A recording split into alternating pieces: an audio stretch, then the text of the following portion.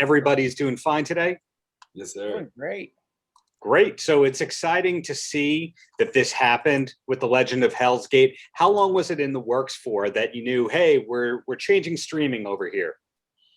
Well, I feel like streaming's changing every time I turn around. It's every time I download something, I need something else, right? Right. But champagne problems, it gets projects out there, so we're really grateful for that. But I guess really kind of recently, it all kind of happened pretty quickly with Legend of Hell's Gate coming to streaming. So it's exciting. People get to go back and maybe see one they missed. Oh, heck yeah. I'm always excited when something that I shot from back before, streaming existed, it's finally on there, because independent films, especially at this time, some of them did get kind of lost in the sauce. It was recession time. It was the, independent films were sort of changing into, now it's only TV. We're not investing in indies anymore. And so it's changed a lot. Hey, Lou, I don't know if you know this, but we were the first Western to ever shoot on the red camera. No way. Yeah. Oh yeah, I remember that at the time. I remember hearing that. That's crazy. Yeah, it was like a big deal. And we also used Panavision lenses from like the 60s and 70s to kind of authenticate the look. So yeah, that's a big word right there. Huge word. Authentication. But it was cool because Red built us an adapter because they loved that idea of kind of marrying the old with the new, especially for this genre. And it was just all kind of, the first ones to kind of do it, which was pretty cool. I've never really get to talk about that, but when you're the first, it's a big deal. Leading the way in making sure your movie is distributed correctly, and then leading the way with technology. And also a great script. You don't usually get all three, the distribution, the creative, and the technology all mixed, but they do. But for somebody who's been burdened in life that they have not seen this movie, could you both describe it the way you want it to be described for those unfortunate souls?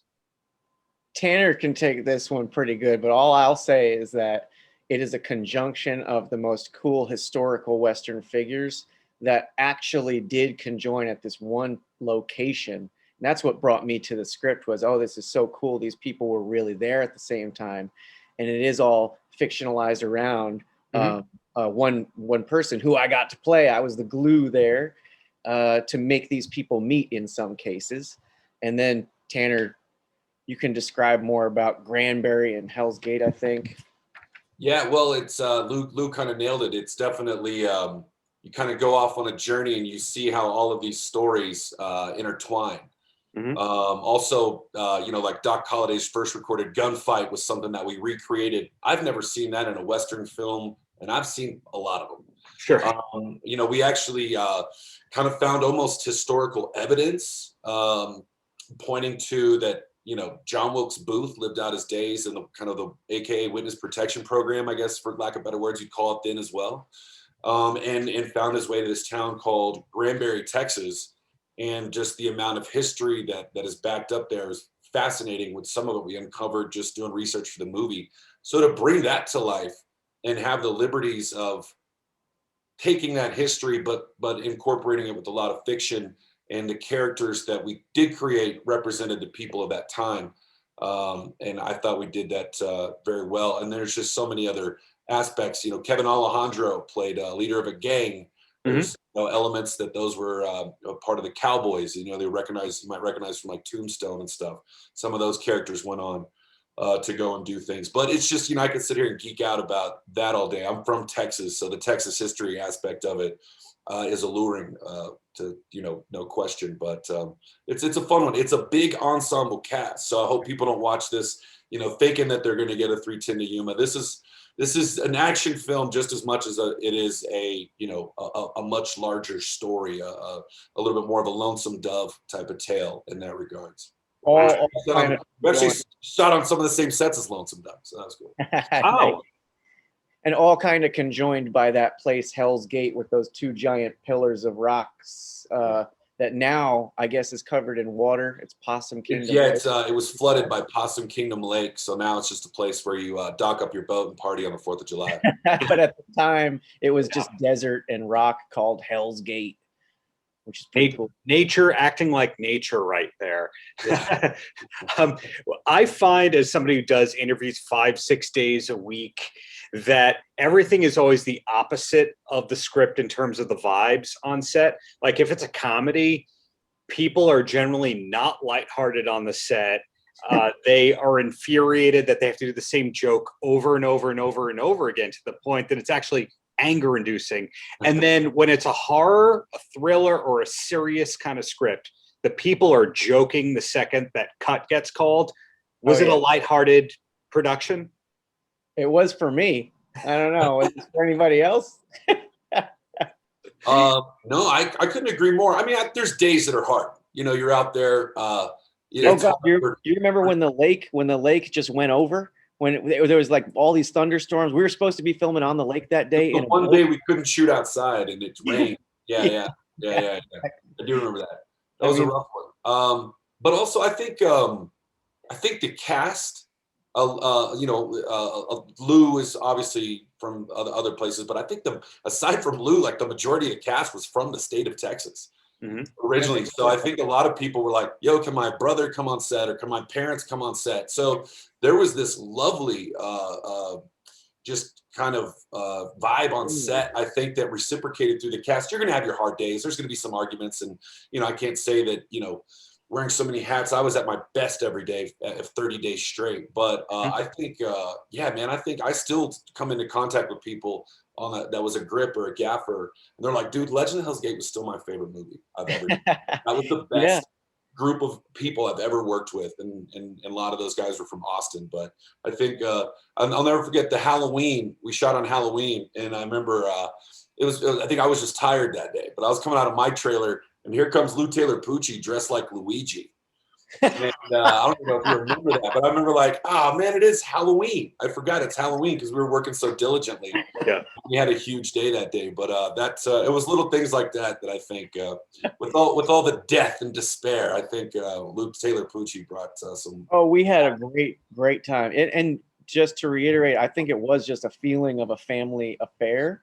Especially just with every independent film, it kind of feels like that. But with that many people coming onto set, and then the crew sort of gluing it together, because they're there every single day. Yeah, it felt like each new place that we went, we had to, build camp, and get dinner and try to figure it out for everybody. And it really makes a feeling of everybody being in this together and camaraderie and just laughing and joking. And how are we gonna do this one, boys? The traveling circus is here. Yeah.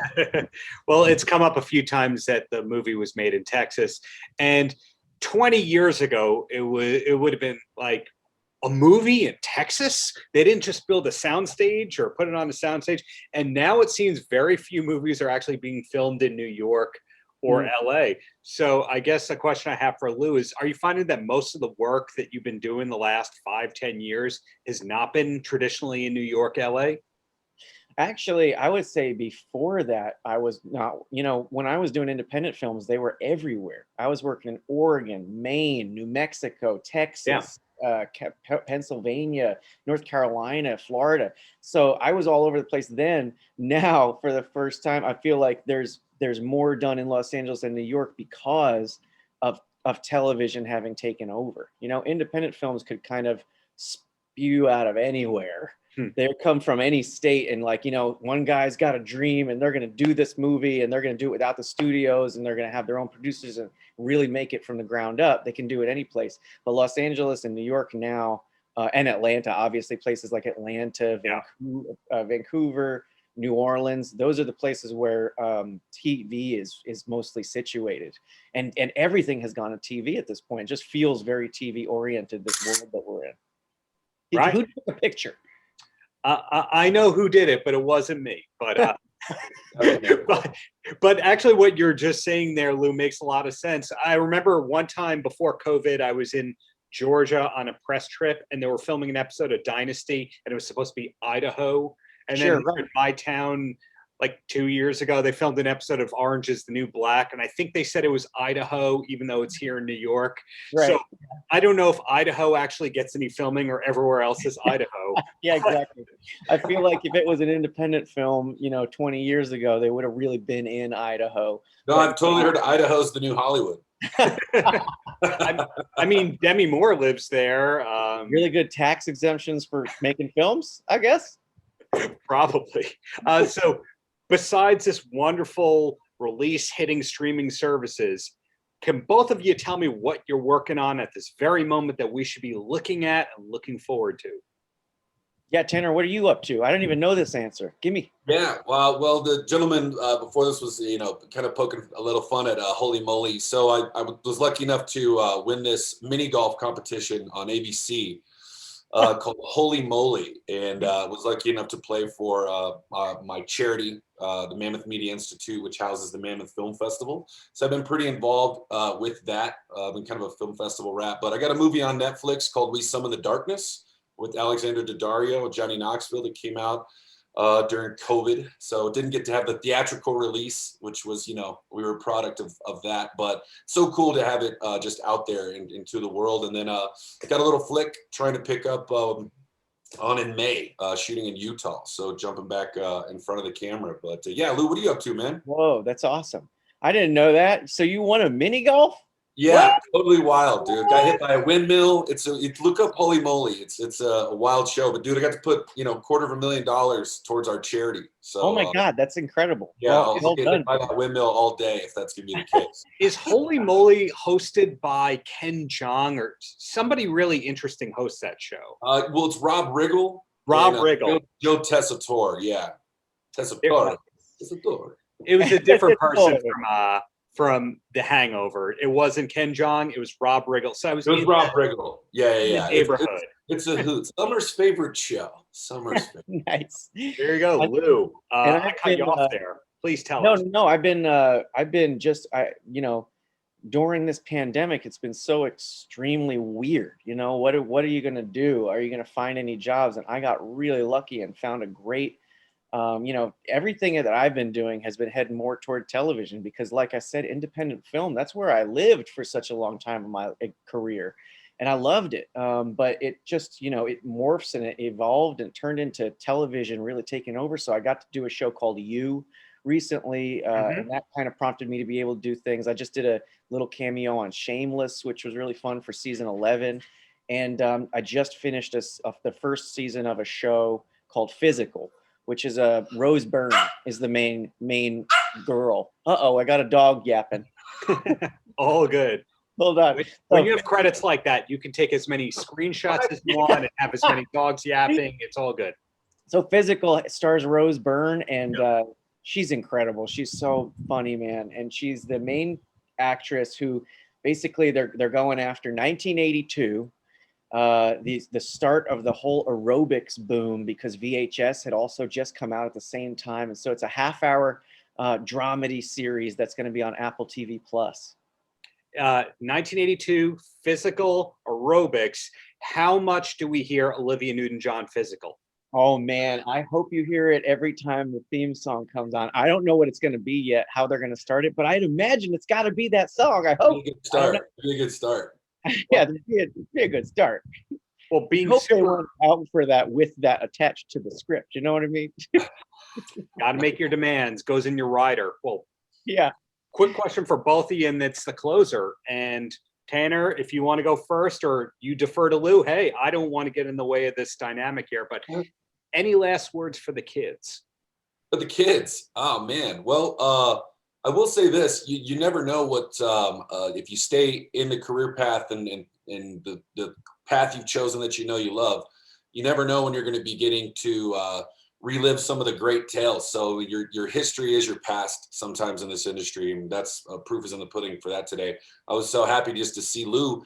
He's got such an amazing career path. I'm trying to obviously do something on my side. Just to see him today feels like we're working together again. It's like 10 years hasn't passed since we were actually on set. Sure. You know what I mean? And it's pretty cool. So that's what I got to say for the kids. It's for science. Sure. It's for science. I feel like a little kid right now. I feel like a little kid every day.